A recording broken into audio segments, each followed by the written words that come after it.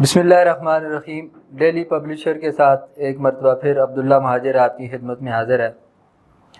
ناظرین، افغانستان میں طالبان نے دنیا کو حیران کر دیا اور امریکہ وہاں سے چلا گیا۔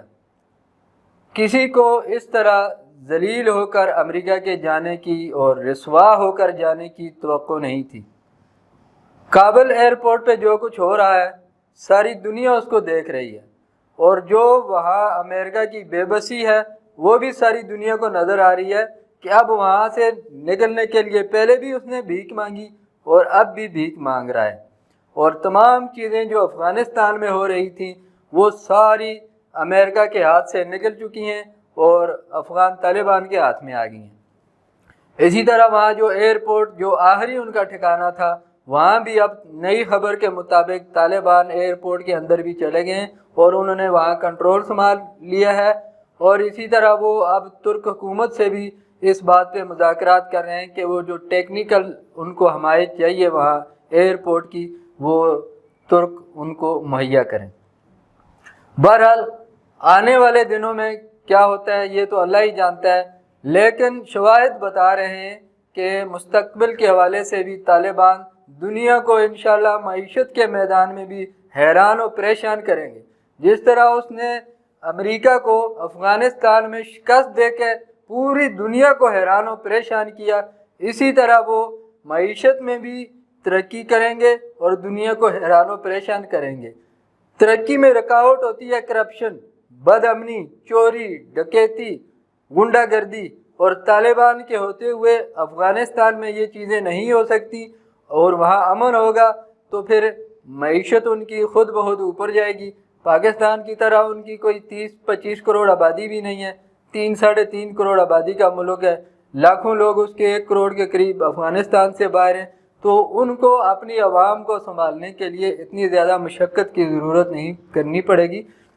جس طرح پاکستان ہے یا اس طرح کے زیادہ آبادی والے ممالک ہیں۔ بہرحال امریکہ کو شکست اللہ تعالیٰ نے طالبان کے ذریعے سے دی اور طالبان نے اپنا کنٹرول وہاں جما لیا ہے، اور اپنے حساب سے وہ افغانستان میں طالبان چیزوں کو آگے لے کے بڑھ رہے ہیں، اور آئندہ چند دنوں میں انشاءاللہ وہاں حکومت بھی بن جائے گی اور امن بھی بحال ہو جائے گا۔ وہاں ان کا شورائی نظام جو طالبان کا ہے عنقریب اس کی بھی کیا صورتحال بنتی ہے وہ بھی سامنے آ جائے گا، اور کسی کو شک نہیں ہونا چاہیے کہ 4 دہائیوں بعد انشاءاللہ تعالی افغانستان میں امن واپس آئے گا۔ اللہ تعالیٰ کی مدد سے امن واپس آئے گا، مضبوط حکومت وہاں بنے گی، اور افغان طالبان نے جو آزادی کے لیے اپنی لاکھوں جانیں قربان کی ہیں ان کا صلہ کچھ ان کو مل گیا ہے، اور انشاءاللہ آئندہ بھی ملے گا۔ اور جو ان کو سب سے بڑا اعزاز حاصل ہوا کہ نہتے لوگوں نے اور پرانے کپڑے پہننے والوں نے، پلاسٹک کے چپل پہننے والوں نے دنیا کی سپر پاور کو وہاں شکست دی، اور اسی شکست پر امریکی شہری بھی شرمندہ ہیں، اور کچھ تو میڈیا میں اس بات کا اظہار بھی کر رہے ہیں کہ بطور امریکی ہمیں شرمندگی ہو رہی ہے کہ ہم نے افغانستان میں نہتے لوگوں سے بھی شکست کھائی، اور جس کام کے لیے ہم وہاں گئے تھے اور وہ کام بھی ہم اپنا جو نیت تھی ہماری کہ طالبان کو ختم کریں اور اس طرح کی سوچ کو ختم کریں، وہاں جمہوریت کو رائج کریں، یہ ان میں سے 0%، مطلب 100 میں سے انہوں نے کوئی 1% بھی کامیابی کسی صورت میں حاصل نہیں کی۔ جن لوگوں سے وہاں اقتدار چھینا تھا جاتے ہوئے ہتھیلی میں رکھ کے ان کو پیش کر کے چلے گئے، بلکہ پہلے ان کے پاس تو 85-80% افغانستان کا کنٹرول تھا، اس دفعہ جاتے جاتے انہوں نے بطور گفٹ پورا افغانستان پیش کر دیا کہ یہ جو آپ نے قربانیاں دی ہیں لو پورا افغانستان لے لو، اور سب نے وہاں ہتھیار ڈال دیے۔ بہرحال جتنے بھی طالبان کے افغانستان میں مخالف تھے، احمد شاہ مسعود صاحب کے فرزند تھے، اور اسی طرح عبدالرشید دوستم اور ہرات سے اسماعیل خان صاحب تھے، ان سب لوگوں نے ہتھیار ڈال دیے، اور بظاہر وہاں تمام افغانستان میں طالبان کا کنٹرول ہے۔ جو مخالفت کر سکتے تھے وہ سب افغانستان سے چلے گئے، عبدالرشید دوستم جیسے لوگ اور اس طرح کے دوسرے جو افغانستان ہی چھوڑ گئے، اور سارے ہتھیار ادھر ہی چھوڑ کے امریکہ میں انہوں نے پناہ لے لی ہے۔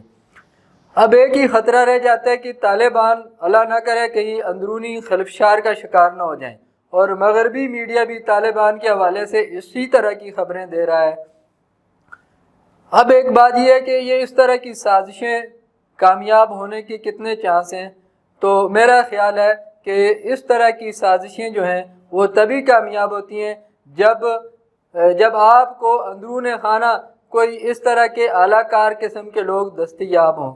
کرائے کے ٹٹو دستیاب ہوں۔ میرا نہیں خیال کہ اب امریکہ کو وہاں کوئی کرائے کا ٹٹو افغانستان میں ملے گا، کیونکہ ایک دفعہ سب زیر زمین چلے گئے اور افغانستان چھوڑ رہے ہیں۔ اب جو لوگ وہاں کی سرزمین کو ہی چھوڑ رہے ہیں انہوں نے وہاں کیا کرنا ہے؟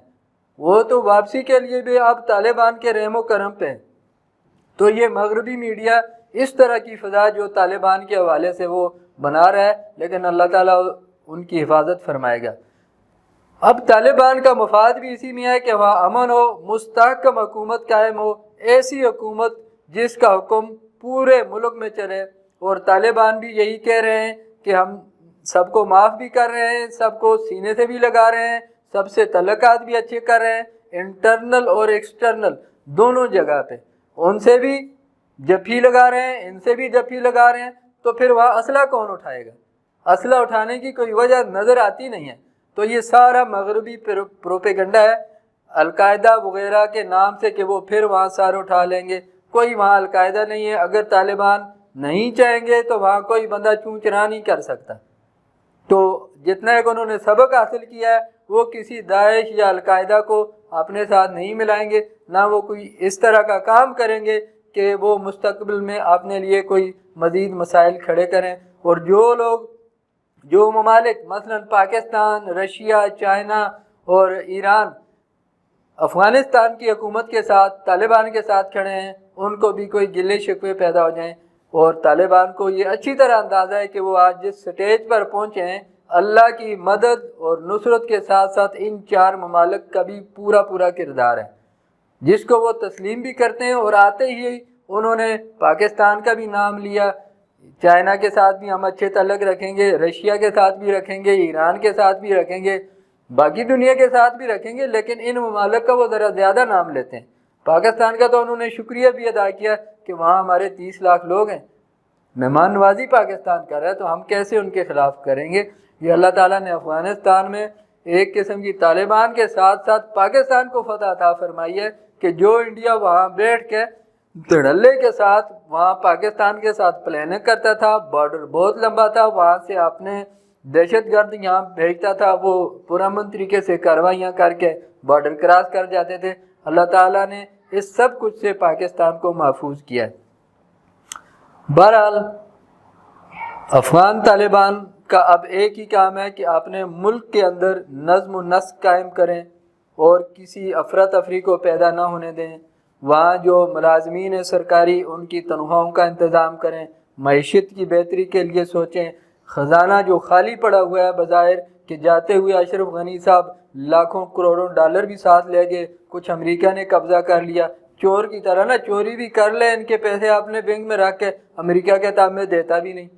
یہ پیسہ افغانستان کا ہے اور تو کون ہوتا ہے نہ دینے والا؟ یہ اس کی غنڈہ گردی ہے۔ ایک تو سزا اللہ نے اس کو دے دی اور آگے بھی اس کو کہیں اور سزا بھی اس کی مل جائے گی۔ تو بہرحال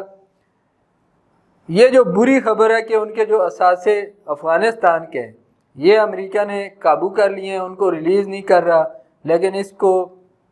طالبان کو چاہیے کہ ان چیزوں کو نظر انداز کریں، نئے سرے سے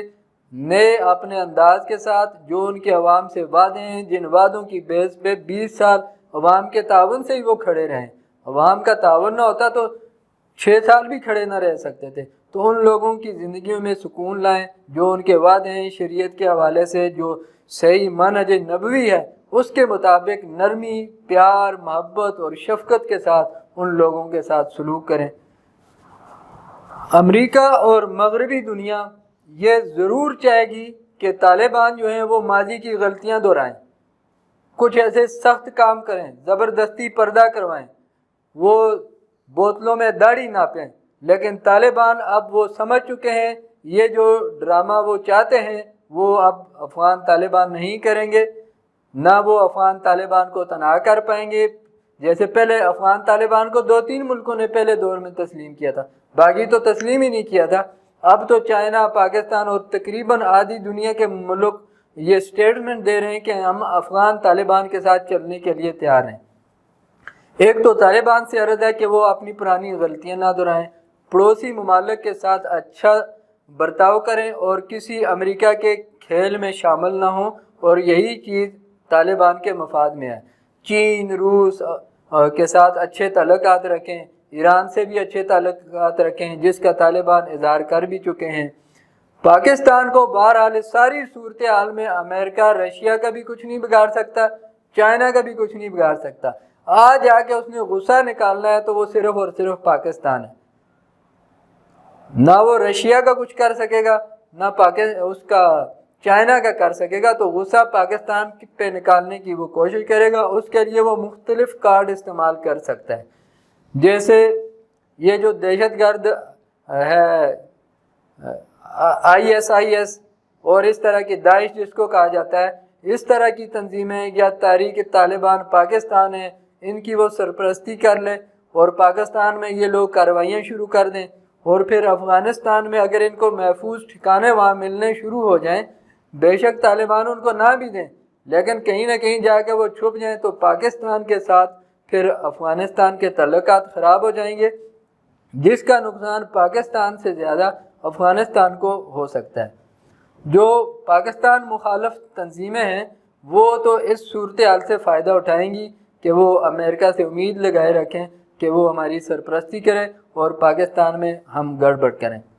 طالبان کو چاہیے اب اپنی پورا فوکس اپنے ملک میں رکھیں کہ ہم نے اپنا ملک چلانا ہے، اپنی مشکلات کم کرنی ہے۔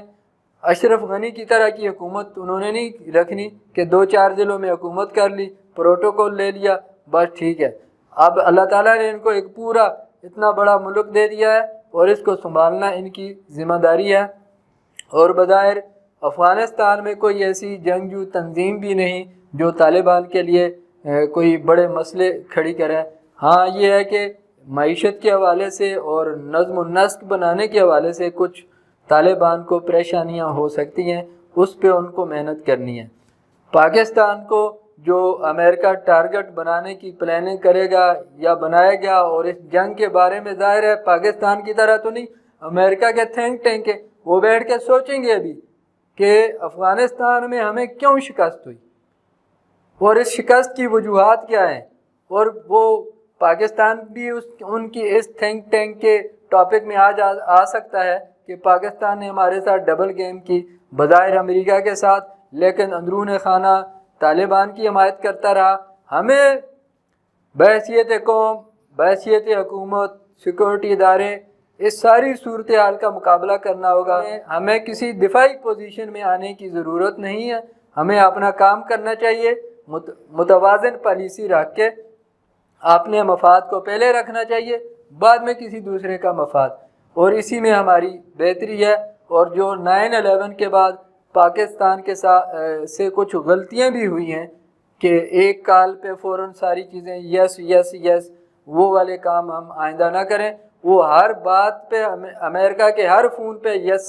سر سے ہمیں جو نقصان ہوا ہے اس کا خمیازہ پھر ہمیں بہت مہنگا پڑا ہے، اور آئندہ امید ہے کہ ہماری حکومت اس طرح کی کوئی غلطی نہیں کرے گی۔